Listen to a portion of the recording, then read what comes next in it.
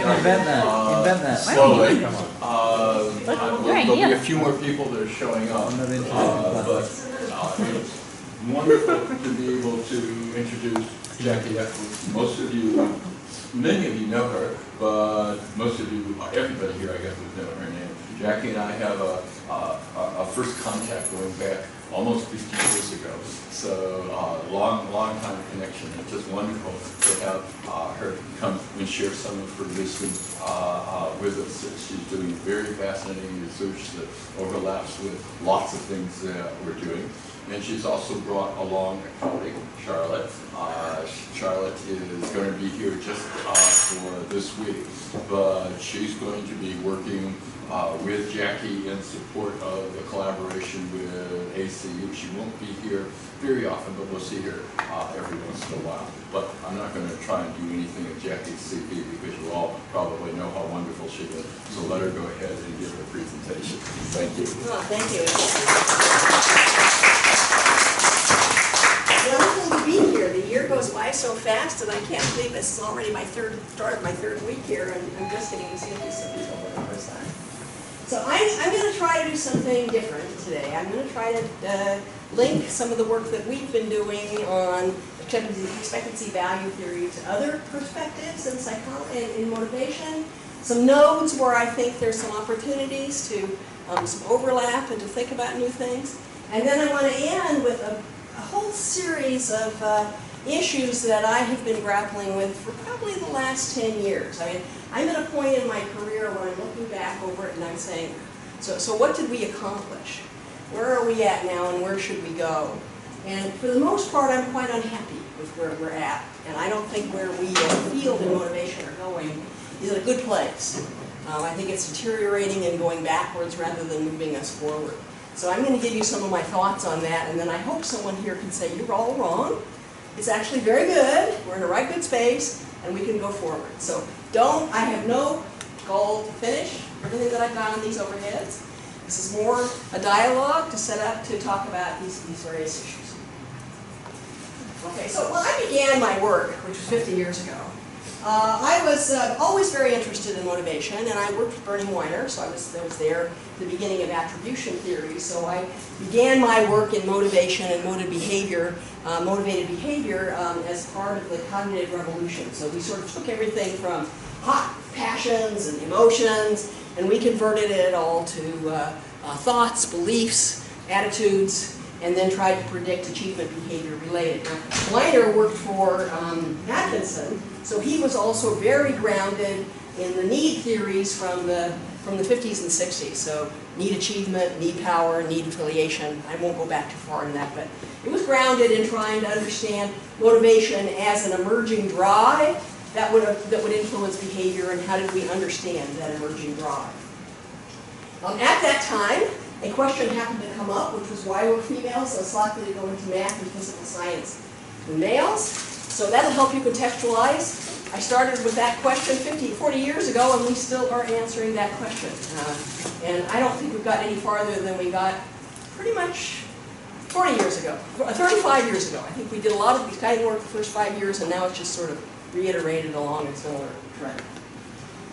But I became increasingly aware, given that I was fundamentally interested in individual differences, and I'm a developmentalist, so I'm interested in where individual differences come from and where they go, what are the consequences. I soon became to realize that this question of why girls didn't go on in math and physics was really an example of a much more fundamental question, which is why does anybody do anything? And that brought me then to the psychological, biological, and social forces that influence the critical choices people make about how to spend their time and their lives. So my work really orients around this question of choice, of picking tasks, picking activities, picking careers, picking the big things that people take on that define their lives. How do they get there? How do they make those decisions? And then how do they enact those decisions? So how do those decisions get enacted in their daily behavior, in various choices they make, and in their intensity of engagement. So that's the ballpark that I'm interested in. What gets people engaged, and engaged in what? More than just engaged or not engaged, and how does that progress in develop across the lifespan. So we wanted to create a comprehensive model to guide our research to a wide range of possible influences. And we were struck at the time by sort of two opposing views. So the personal agency and structural forces. And how could we bring together a model that would recognize and honor both personal agency perspectives and social structural perspectives. So we need to take into account people do make choices. They may not necessarily be rational choices. They may not even necessarily be conscious choices. But they are enacting certain things and not other things. So that at some point, a choice is being made. And we were very interested in everything that goes on with identity because we thought that was a very important psychological set of processes that would be linked to these choices that people would make. But we also want to take into account that everyone lives in a structure, and the structure varies a lot in the opportunities and barriers that operate to affect the amount of choice and the range of choices that a person has as they move through their lifespan. So with that, we came up with this model. So some of you have seen the model. Basically, these are the basic expectancy value model that if we're looking at something like achievement-related choices and persistence, they're going to be most immediately and directly at a psychological level influenced by notions that people have about whether they can succeed. We talk about it, can I do it? And subjective test value, which is, do I want to do it? So the two most proximal sets of constructs that would influence these decisions would be, do I think I'm going to succeed or not? If the answer to that is no, then probably you're not going to engage in it, though some people do. And do I want to do it? So given my full range of opportunities, do I want to do this one or do I want to do something else? And what we did at the time was to articulate a set of other variables that could in fact influence this large set of things called value. And I'm going to come back to that again at the end, because that's where a big lot of discussion is going on right now. But we really thought of this, it was really couched in traditional theories of expectancies and values that have been around for, well over 100 years, that basically said people are driven by these two questions. Can I do it, and do I want to do it? Then we felt that we had to look back to the influences on those. So where did individual differences in these belief systems, this is really a belief system and a behavioral enactment system, how did they relate to other things? So you've got another set of sort of proximal psychological events that occur over time and experiences. So these would be self-concepts and general self-schema. This is really sort of the identity self-cluster that you develop as you grow up. So you develop some goals, you develop some views of what's close and central to who you are. We talk about personal and social identities. People have talked about possible future selves. We can talk about self-concepts of one's abilities, so this gets very close to some of the stuff that you all are doing. And we can talk about goals and where goals come from and how they get enacted. We also have experiences. Experiences, and these are I'm primarily interested in events that are related to the achievement domain of life. So these are things at the domain of life for which there are some objective criteria of performance, and which are skill-based, and in which you can get better over time with effort. So these are the kinds of choices that I'm interested in. When you have a previous experience, which could be interpreted as either a success or failure, because I came from burning wine or shop, a big thing is how you interpret those things. And this is now very popular with some of the theories, for example, mindset, and we can talk about that. You interpret those experiences. And how you interpret them affects both your emerging self-concept and your affective response. So this is where I would begin to start overlapping some with Reinhardt. Is that we put emotions in as being a critical piece developmentally over time, that the explanations that you make, as well as the objective experience itself, lays down traces, memories, and those memories end up then affecting these other psychological memories.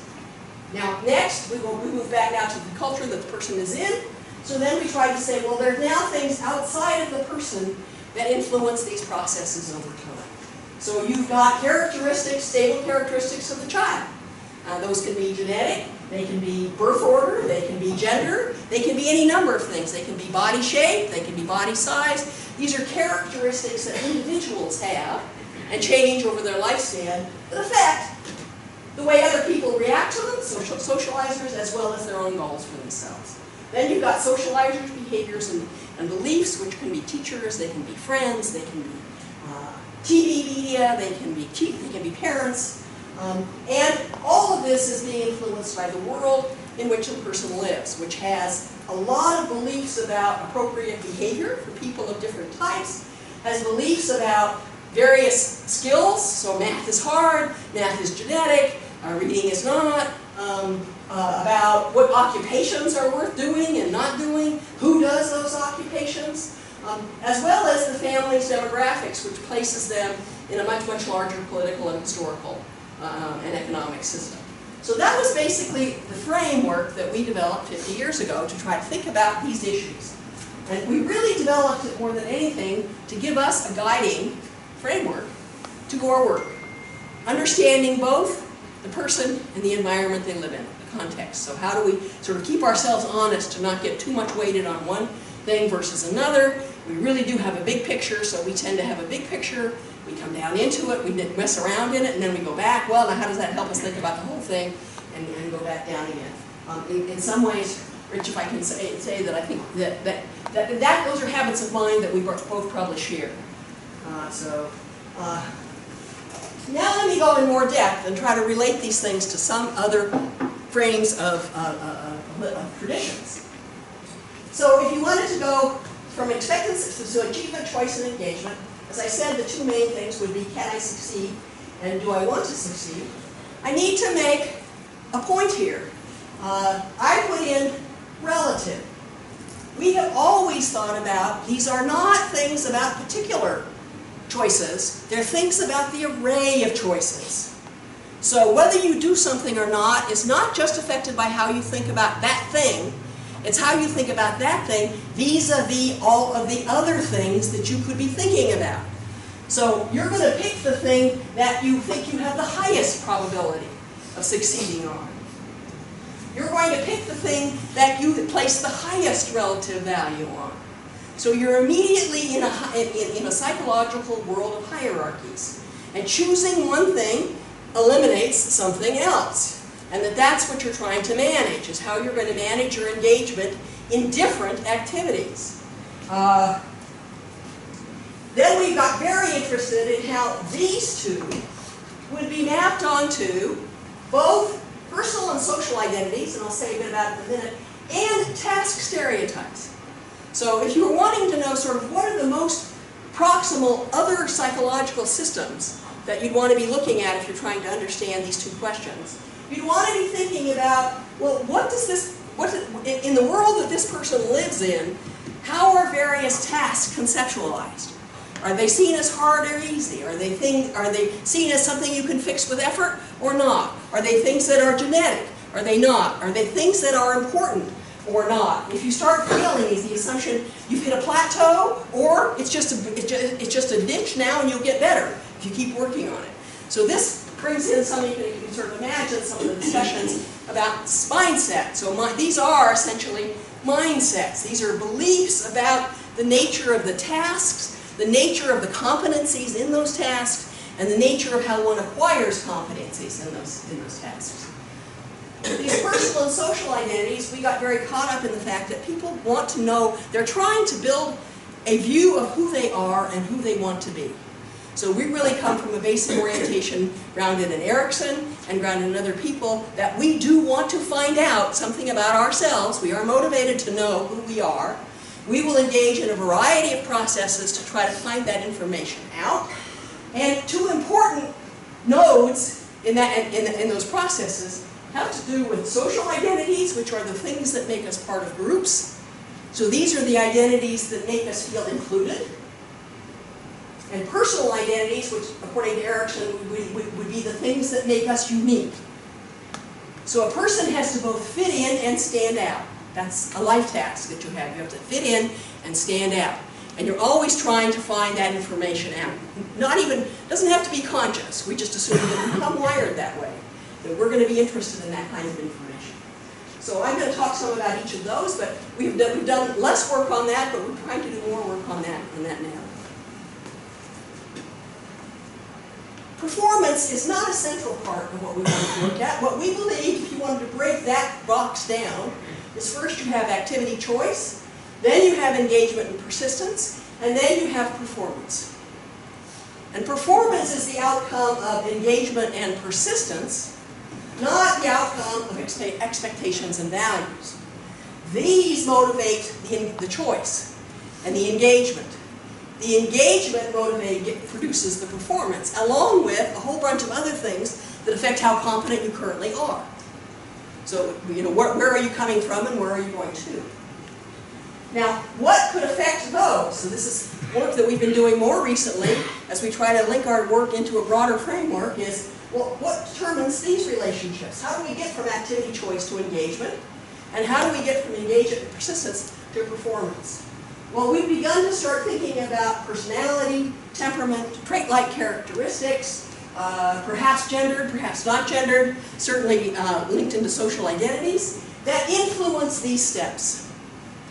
So if you're if you're coming off of the Big Five, and you're very conscientious, then it's probably you're going to make your choice, you're going to enact it, and you're going to enact it in a way that leads to good performance. If you're not a conscientious person, you can have the choice and it will never turn into engagement. It will never turn into the kind of persistence that leads to effective performance or improvement. So we have to be thinking about how you get, what parts of the system are activating what other parts of the system to lead to something like performance or motivation. We think these things are also influence the link between, will moderate the effects of these on everything in this box. So essentially these are both mediators and moderators. Alright, now, if you wanted to think of sort of how does this part of the model map onto other kinds of theoretical frameworks? Well, some are obvious. I don't know what this is or why it's there and I can't get it out. So it's this turned upside down. But you could certainly think about ability, self-perceptions. This maps right onto the kinds of things that you all are doing here. So you've got IE frames of reference, you've got prior performances, you've got information from others, you've got information about your performance in other domains. All of these are pieces of information that will be feeding into the emergence and development over time of this thing called ability self-concept. So I think that's just one obvious link that Herb and I have to what we're doing and that is linked to what other people are talking about too. Any questions on that? All right, now, if we go in here, I've already talked about the role that task and identities can make. But now we're going to break it. We're going to break out. We sort of left the self-concept aside. Let's go in and look at the value piece. What's that comprised of, and how might that map onto other theoretical frames? Well, interest value. So immediately we'll become, what do we mean by subjective task value? What is it? What is the value of a task to a person? And we tried to break it down into various subcomponents. Relative interest value is being looked at things that are related to that sort of this link of relative interest value to something like subjective task value would be self-determination. I mean, Rich talks about that a lot. Interest theory, so Petey and Renninger are talking about where does interest come from. Flow, Csikszentmihalyi is talking about where the sense of interest, he's talking about a different kind of interest. Need versus want brain mechanisms that we're learning more about being activated in various situations. Classical conditioning, which would lay down the affective memories that are likely to go into this. And achievement goal theory. And this is just a subset of other theoretical frames that I think are thinking about this concept of relative interest value. Short and long-term goals. So that's another influence. So we had said, well, there's something called interest, and when we use the term, when I use the term interest value, I'm really talking mostly about intrinsic sources of interest. So these come from physiological reactions to doing the task, enjoyment, things that have to do with they're coming from within the person. It's interesting to me. Now, we could talk about whether that's, I mean, that's would be what Rich and his group have really laid out a series by which one can come to totally intrinsic motivational states. But we could talk about sort of the various stages along the way by which that could come about. Short and long-term goals. Well, again, they're very much related to subjective test value. They're related to utility value theories. They're related to achievement goal theories. And they're really talking about what is the immediate goal in the achievement task. Is it to do better than others or to get better at it? So to master it or to outperform others. Cultural socialization, a lot of that's going to have to do with the internalization of messages from the outside. Will feed a lot into what would be the short and long-term goals a person is likely to develop as they move through their system. If you add schema, self-schema, and personal and social identities, you're still fitting within this box of what we were calling the self-system. So this is really the self-system and how it's ending up affecting things like subjective test value. And again, now we see some different theories coming in. If you're adding self-schema and personal identities, you've got people doing possible selves work. Daphne Oyserman would be a good example. Identity theorists, there's a whole group of people working out of Erickson and identity formation work. Personality and temperament theories that would be suggesting things about you that would make some things more enjoyable than others or more likely to be activated when you think about what you want to do in the future. Socialization and internalization theories and self-determination theory. So here's an example. I'm going to school to learn math. Math, why? I want to count for something. So that, it can be lots of things. I mean, I want to count for something can be defined in many, many, many ways. All right. So we also talked about affective memories and affective expectations. So these are the memories that are laid down over time when you do something. Classical conditioning would say, if you've played with trucks and it's been an enjoyable experience, the next time you pick up a truck, you're going to expect to have an enjoyable experience. So that's going to have that more intrinsic interest value to you than if you'd been yelled at every time you picked up a truck. Okay? So where does this map onto some of the theories in motivation? Well, stereotype threat, implicit beliefs, classical conditioning, neurological reward systems, interest theories, attribution theories, mindset, and achievement goal theories. So all of these are in some way talking about the kinds of affective memories that would be laid down. I don't have Reinhardt's work up here, but that would be a very good place of where there would be overlap to thinking about as these affects get experienced, how then do they get laid down and affect subsequent behaviors and identity development within my system. Okay, now I've already said these are relative. What does relative mean theoretically? Relative means there's a cost. Whatever you pick, there are attractors and detractors. How do we think about cost as part of this system? What drives you away? So if you're coming from a dynamic system approach, what pushes you away from something as opposed to attracts you towards it? Oops. Now what do I do? Oh, there we go.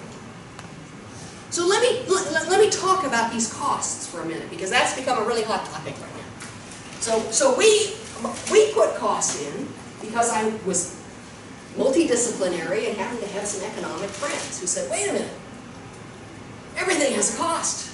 How are you going to put cost in this? Value is in fact a composite, an emergent property from the benefits and the costs. And I said, you're right. So how could we conceptualize this thing called costs? So we talked about it, you could talk about it in terms of emotions, and this is the people who are now breaking it down, I won't deny, well, we're thinking they suddenly discovered a way to break down anxiety. This is from 40 years ago. This is all there 40 years ago. There are emotions, so there are emotional costs. What might those look like? Well, we've got fear of success and fear of failure, or anticipated anxiety, old test anxiety theories. Essentially, there are emotions that come to mind when you think about doing something, and that's a cost. Attribution theories of emotions. So once you make an attribution, Bernie had a whole set of rules on, well, then what kinds of emotions were likely to follow those attributions. Those get laid down. Stereotype threat. That's another kind of emotion. That's where you feel like what you're going to do is going to have implications for how people view the people, who you are and people like you. So you worry about the reactions of others. You also worry about whether they're right about you. So part of it is, well, they think I can't do this because I'm a girl, and therefore I am experiencing anxiety because of that stereotype. There are demands to temporal traits. So you can certainly imagine a person who is going to go out and try to become a tennis star. If they're not particularly good at athletics, they may find that very anxiety-provoking. Not because they're afraid of failure, but just the thought of what I'm going to have to do to get better at tennis is enough to make me run away. There are financial costs. So if you think about people living in a large world, so the psychologists have talked about these psychological costs. We got tons of them. Clinicians talk about them. It's not hard to generate what those might be. An economist is going to talk about financial costs. You're nested in a place. You're only going to get the opportunity to develop those values and those skills that you can afford to learn. So there are huge financial costs to almost any skill that you're going to acquire. That financial cost early in life is borne by your family. Later in life it's borne by you. But that's definitely a cost that has to be taken into account. So if you want to look at this model and come at it from an equity issue, this is where you really get right down into that. You live in a world that structures the opportunities and how much those will cost you and the people around you. Lost opportunities to fill other goals or do other activities. So I always give a story about my daughter here. How many of you heard that story? You heard it. So when she was in 3rd grade, she came home and she had a terrible report card. And I said to her, how could you let yourself get these grades? She said, well, other kids get these grades. I said, well, I don't care what other kids get. How can you let yourself get these grades? And she said, I have to work harder. So clearly she was not suffering from a fixed mindset. But her answer to that was, I said, yeah, so why don't you work harder? And she says, do you want me to lose my childhood doing schoolwork? You know, so her mindset was not a problem. The cost of engaging that effort was a definite problem for her. This is related to things like implicits, me, not me. So this is where identity gets to be pretty important. I mean, if you want to be seen as the popular kid in school, and doing math makes you seem like you're a geek, you're not going to do math. Not because you don't think you could do math, but because the cost of appearing to do better than your peers at mathematics is sufficiently troublesome that you won't do it. Theories of intelligence, of course, would be another important one. And identity theories, as you know, these many ways. Social and psychological costs of punishment or rejection or of violating norms. So these are now social costs that sort of go beyond the financial and go beyond the lost opportunities and have more to do with your awareness of the world that you live in and what it values and what their other people's consequences are likely to be towards you. So those are also costs. All right.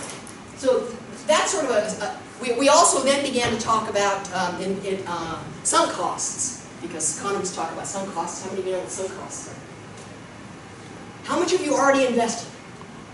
Do you give this up, given the amount you've already invested in it? And then that's a cost of leaving something, because you've already put a lot into it. Are you going to let that all go and develop something new? So that would be very critical if you think about something like changing careers. You're 45. You decided you made a wrong choice back when you were 20. You really hate this job. Are you going to start over? You have a huge sunk cost in that. You will be very reluctant to do that. Okay? Now, the key things about our model that often don't get looked at is we focused on choice, not deficits. So I was part of the feminist movement, and I was very tired when we developed this movement of everyone saying what's wrong with women is that they're not like men. And I said, wait a minute, let's try to figure out what women do from their perspective. Maybe it isn't silly. Maybe it makes sense they're not like men. Maybe they're actually making better decisions. After all, they live 6 years longer on average than men do, so that's a pretty big benefit.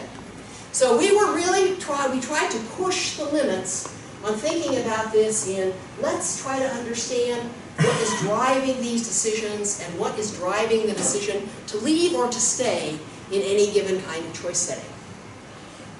That brought us to the fact that we must study the origins of individuals' perceptions of the range of possible options. So if it's a choice, then we've got to step back first and foremost to understand, well, what are they choosing amongst? What gets on the table? What gets on their plate? And how do social experiences end up feeding into what gets into the realm of possibilities? So I would argue in the area of why girls don't go on in math, in many cases it's because it never occurred to them. It never got on the plate. Because nobody told them. I never wanted to be a hula dancer because that never got on my plate. I mean, I might have wanted to do it. If I thought about it, I probably would have been better as a belly dancer, but you know, that's different body types. Anyway, so we know very little about this. We still know very little about this. It's sort of a fundamental question of what gets on the plate. Now, a lot of equity work is actually working at that level. What do people think they can do? What are they told they can do? What opportunities are they provided? And how can we change that? If we want them to go to make a different decision, how do we get them to put a different option on their plate? Rather than assuming they're deficit because they didn't figure it out on their own. Okay. We try to take serious the fact that the choice was made from a wide range of positive options. So you did not have to have a deficit model. You didn't have to say, why didn't you go into math? Because in fact, maybe you went to be an attorney instead, which is a reasonable thing to do. Or maybe you went to become a school teacher. That's a reasonable thing to do. Maybe you wanted to stay home and take care of your kids. That's a reasonable thing to do. So any choice is being made amongst a whole variety of positive. You don't have to go to the negative. You can just start out by saying, look, they're going to make different choices, even if they just focus on, they believe they can do everything, but they still have to pick. Their hierarchical nature of both expectancies and values.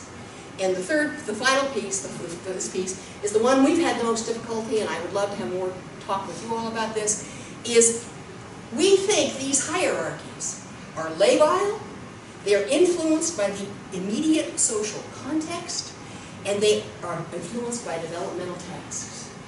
So many of our theories make the assumption that expectancies and values are stable once formed. I would say even if they are stable once formed, the likelihood of them being activated in any given situation and rising to the top of the hierarchy or farther down in the hierarchy is extremely situated. So in this room, nobody's getting up and dancing on the table.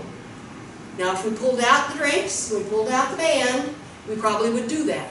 And that's not because dancing on the table is always a low possibility. It's a high possibility in the right situation.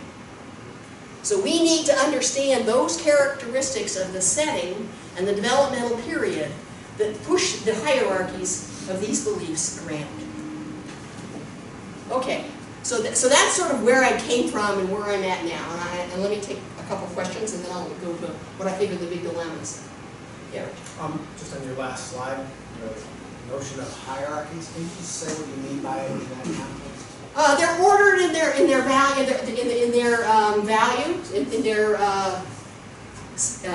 value would be the one. So in their numerical salience and in their importance. I try to make the distinction between the structure and then the mean values within the structure.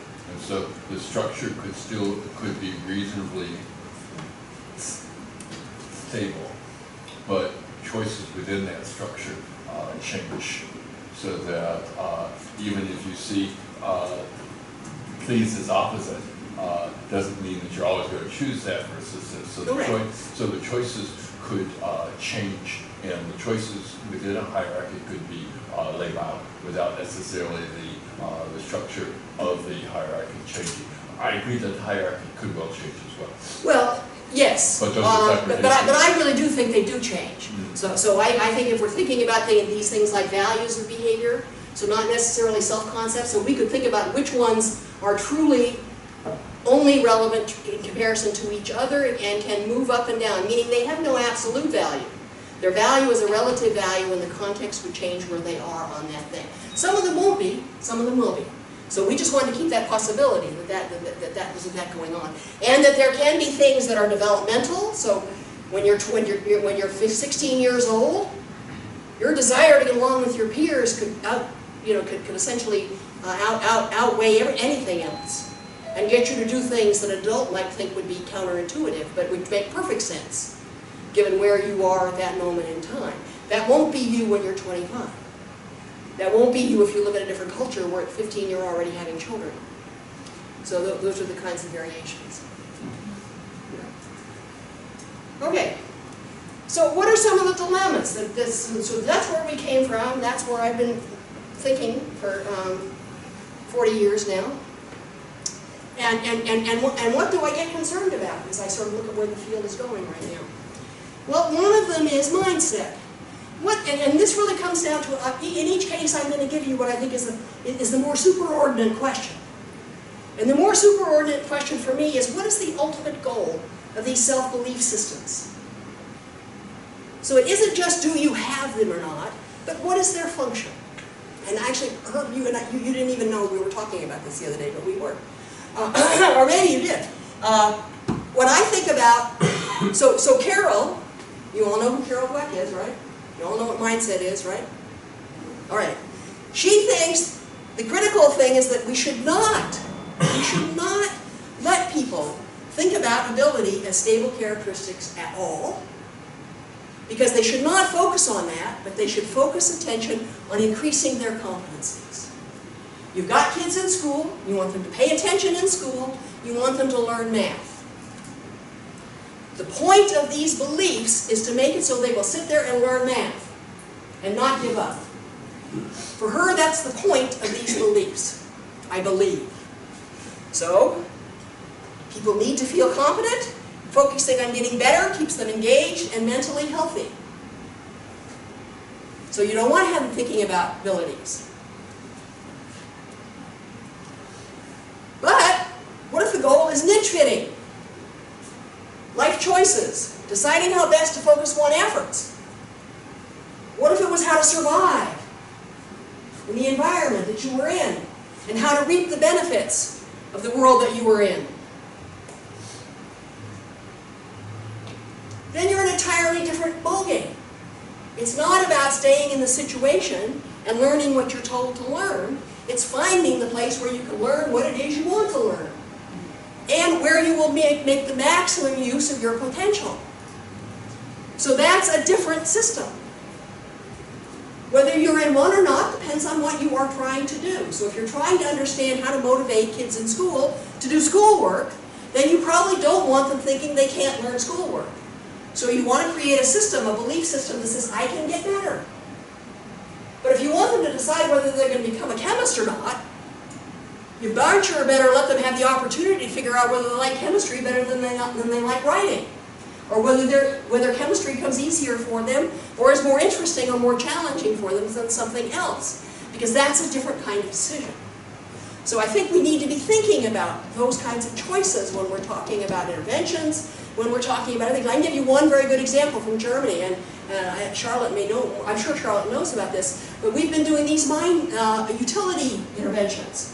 And we're doing them in Michigan. So we're having the students in the chemistry and physics classes write little essays about how important chemistry and physics is to them, with our goal getting them to stay in chemistry and physics. Well, what's the consequence of that? Well, it turns out they found out that makes them not like German. So essentially what you've done is you've increased their interest in math at the expense of their interest in literature. Is that what we want to do? Well, I think we need to think about that before we do that. This then brings up other systems, so like Baltus's work on selection optimization and compensation, that we're in an adaptive world, we're trying to move through that world in an adaptive way, and that means we have to decide how best to use our resources and our time. That involves us thinking about what we're going to select, how we're going to optimize the likelihood of success and failure on the things we want to do, and when we come up against problems, how we're going to compensate in order to achieve those goals. That's a very different world than a mindset world. That's a world that says we're focusing on the wrong question. We need to be focusing on something else. Now, another question. How many angels can stand on the head of a pin? We are in the immediate, we are in my field in particular. So this particular theory that I hold near and dear to my heart is now spending an inordinate amount of time trying to decide whether we should change our name from expectancy value to expectancy value cost. And the basis of that is not that we want to understand values, but we want to see how variables, latent variables, separate themselves in a space of variables. So we're going to go in with a very strong attachment to the general linear theory, and we're going to go into a strong attachment that we're going to isolate variables from one another, and we're going to do that by looking at the associations of them. And we want to know how many are there. So we're going to go and try to identify every possible value that we can do it, and then we're going to put them in a huge confirmatory factor analysis, and we're going to find truth. I think this is a colossal waste of time. What we want to know is, how does value come out of all of this mess? And if it's a hierarchical system and these things are moving up and down, and we're talking about not between-person differences, but with in-person task differences, then we're in an entirely different ballgame. And we need to be thinking about ways to accomplish that goal. We need to be thinking about, are these contracts stable? And if so, when? And under what conditions? And for whom? And stable for what? We need to be thinking about how situated they are. We need to be thinking about entirely different methods. So I'm hoping while I'm here I'll get to talk to some people about, we have now gotten totally caught up in conceptual networks. Because in the emotion field, and in the personality field, and in the intelligent field, they're saying, let's throw out factor analysis. That is an entirely incorrect way of thinking about the relationships between variables. Variables are neither stable nor are they entities. They are relationships. And we want to understand better the nature of the relationships amongst the constructs that we're talking about. This is very new. I don't know it very much at all. I was raised in general linear models, and I find it quite scary, but I am at the point in my life now that I say, I got to throw this. If this gets us to how many different variables, do we have to separate out, is cost different from value, then I think we've lost our way. Because to me, value is an emergent property. An emergent property that can be put together in many different ways in many different situations. And we have to understand that complexity. So I've been saying some of that. So we need to be looking at within-person dynamics instead of between-person dynamics. We need to be thinking about dynamic systems more in the way we think about weather. So the hard sciences have thought about these complex systems before. And they're trying to look at how these things come together in a self-organizing system that changes. Slight changes in one piece of it could bring abrupt changes in many other things. So we're talking about systems that are adaptive and systems that are self-organizing and that are constantly differentiating and reintegrating over time. So adaptive situated systems. So I think that's where we need to be going, and I would love to, so I'm going to end with, thank you for playing with me. I see this as a game, as an intellectual game.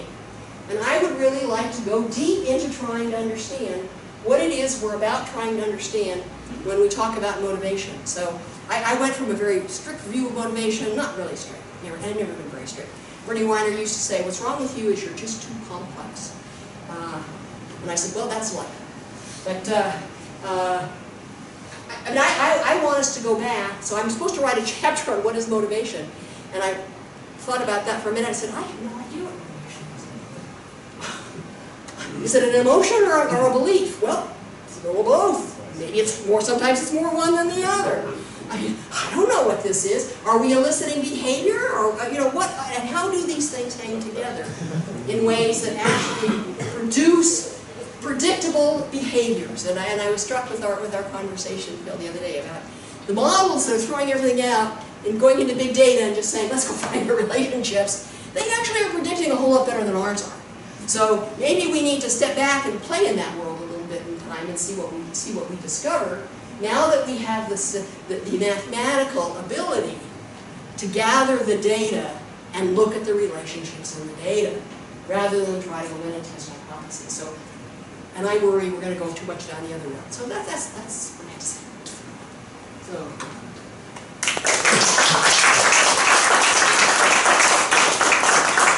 So who's going to play with it? What are you going to do with your multiple values to aggregate them? Do you want to throw out factor analysis, and you want to throw out coming up with... I don't want to throw it out. I want to understand fully how it restricts my thinking and what other approaches could do to open my thinking. Okay, so you could use the factor analysis to come up with constructs and then come up with different models as to how to aggregate them that aren't necessarily a linear model or aren't necessarily, it could be formative rather than reflective, for example. I mean, I'm just worried that we're going to go, and we are. So, now I'm going to go and have a debate at the meeting in Canada about whether or not we should have expectancy value cost. And people ask me that, and my eyes just glaze over and say, well, we never thought that they added linearly, and they were unique effects, and we were never trying to isolate them. What we were trying to think is that these would be the things that would ultimately aggregate in some way to lead to within-person variations in the value they attach to different activities. And that those might change from day to day or from morning to night.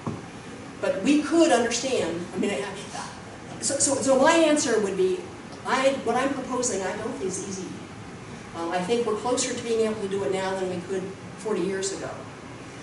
And I think to some extent, because the techniques have emerged in the way that they have, we're more likely to avoid doing it because we can be very complex without questioning those assumptions. And once we start questioning those assumptions, we sort of lose safe ground. So, and the complexity has gotten very good on the ground that's pretty safe, that we're beginning to understand. But I think when you take a whole generation of motivational psychologists and they're writing article after article on whether you should separate cost from value, when any economist would tell you value is the aggregate of the pluses and the minuses. And when we thought about it, we thought of it as emergent property, but not a stable emergent property. It would only work in this setting, but we potentially could understand it in this setting. Then I think we've lost our way. Now that's an extreme. I'm playing devil's advocate, of course, but I can't get people to think about it unless I do. Yeah. Well, I'm now playing.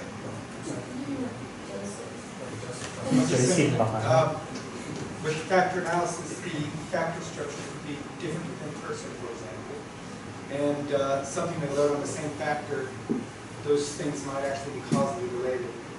But causally related things could load on the same factor. So I think the more... Well, the people who are being purist about it were saying that if we use confirmatory factor analysis, the model that we are using is that there is a thing that exists that causes these, then you can't have them correlated with each other. All of it has to go through that. Yeah. So they're pushing back on saying if you take the straight literal definition, that does have implications for how you think about them. And it does, like for example, in the clinical symptoms, like what depression is the latent factor, except there are subsets of symptoms that not everybody displays, and for some symptoms precede other symptoms, and so there's an idiosyncratic kind of network for each person when it comes to that.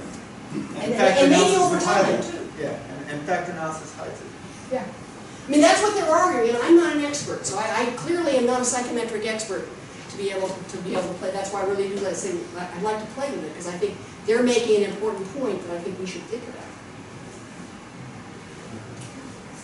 Well, I don't know if this was your message, Jackie, so I just want to see if you can clarify it, but it sounds to me like you want to throw out theory and let Dust Bowl empiricism reign, and I say you cannot build No, I don't believe that at ideas. all. No, I don't believe that at all. Good, because Absolutely that's the way I No, I think theory should exist, and we should think about theory, and we should not let, I mean, if I were to go anywhere, I would say theory is absolutely the right way to go.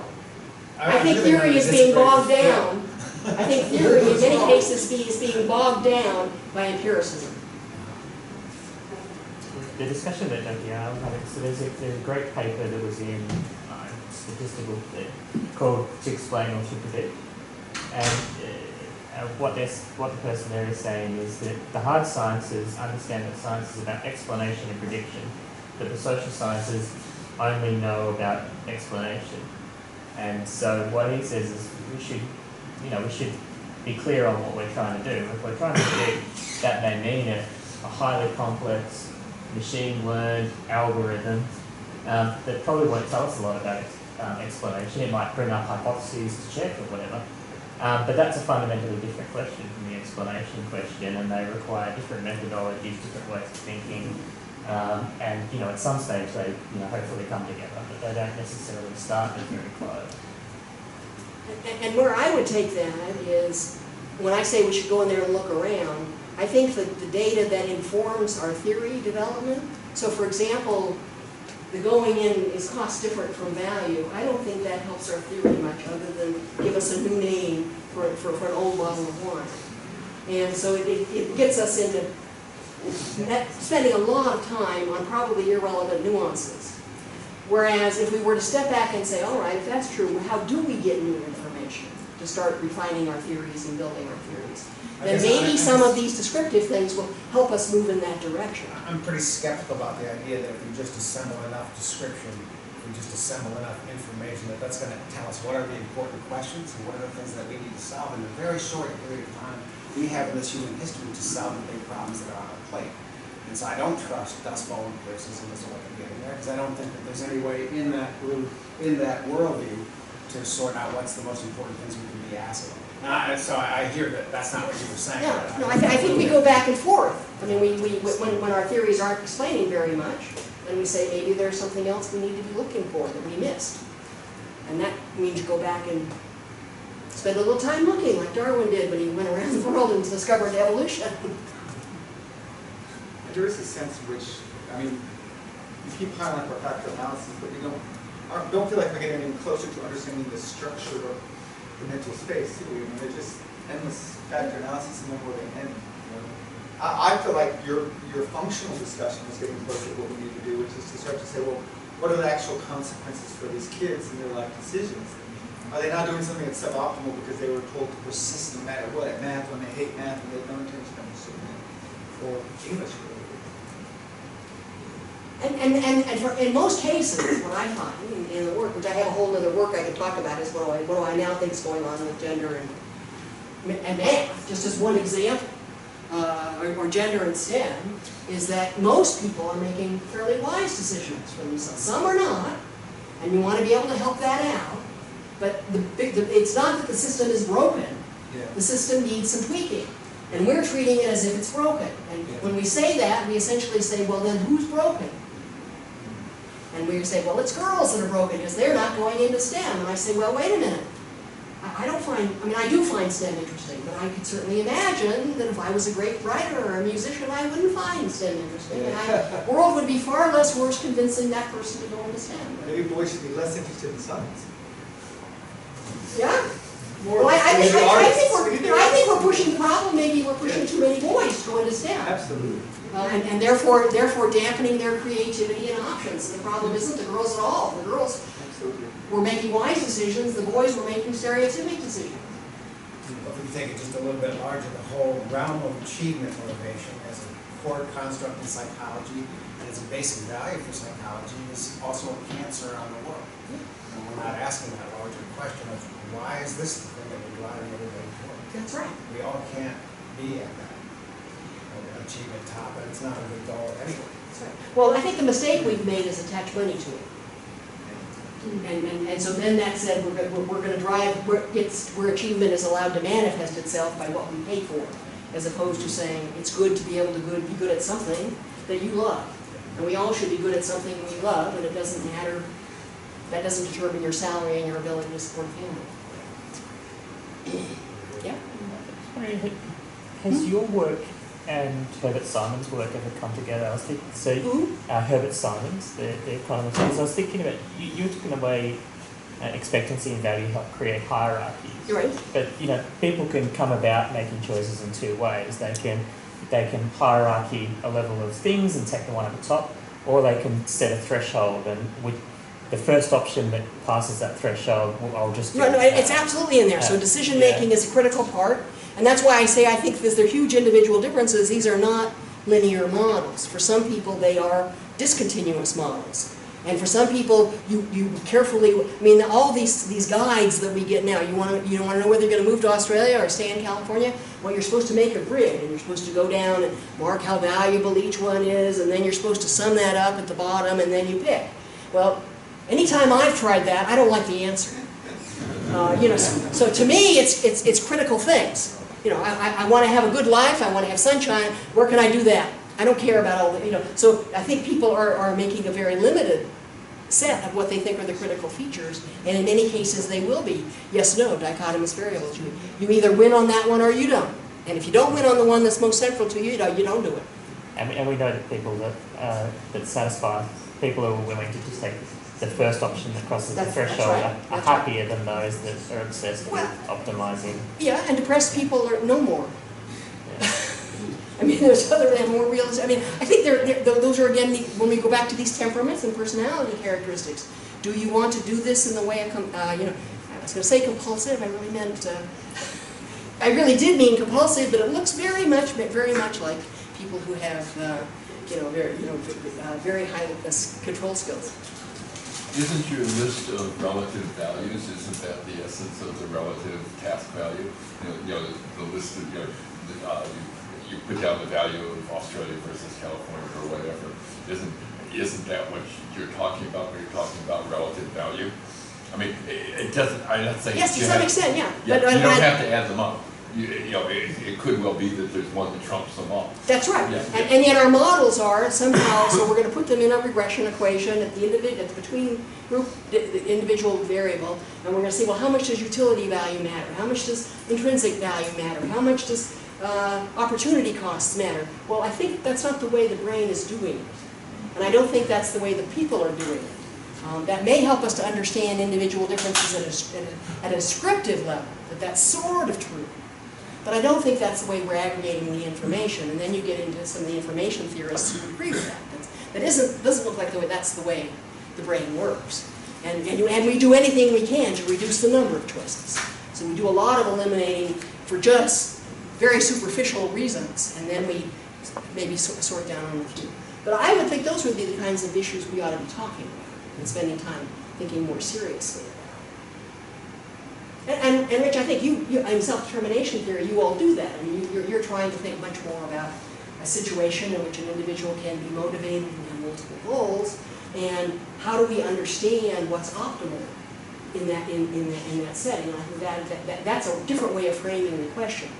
And I think that's a better way of framing the question than seeing whether we can find out whether utility value matters more, or this matters more, and that matters more. It depends. It depends on what the goal is, and it depends on how the person thinks about each of those things, rather than how we label them. Could you comment or tell a quick story about the role of data and research findings in revising and updating the theory for you? You mean, do I have an unfalsifiable theory? Yeah. No, I don't have an unfalsifiable theory. Well, in what way has it been modified? Well, a huge one. I began this field as an expectancy theorist. So the story I told you about my daughter, that changed my full understanding of what I was doing. I said, wait a minute, it's not expectancies, it's not fear of failure, it's values. So let's get in there and try to understand what values are about. So I wasn't interested in mindset. I'm not interested in going out and convincing all the kids in the world that they can learn as much math as there is to learn. First of all, I don't believe that's true. And second, I think it's a waste of their time. So we're propagating something that is in fact detrimental to many kids and certainly to many school systems. But because it works in the aggregate, it accounts for a little bit of variance, we're going to spend an incredible amount of money to do that.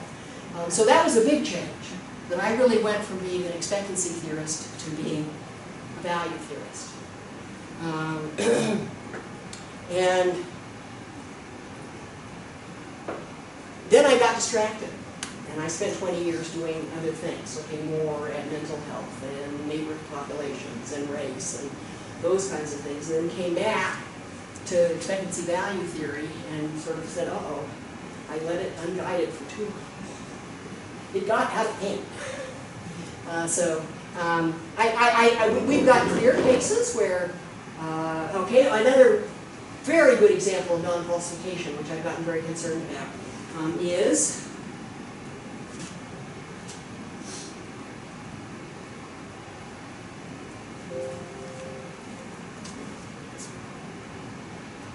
clearly predicted, right here, that socializers' effects on kids' self-concepts, math self-concepts, would go through the perceptions of the kid that the kids had of those.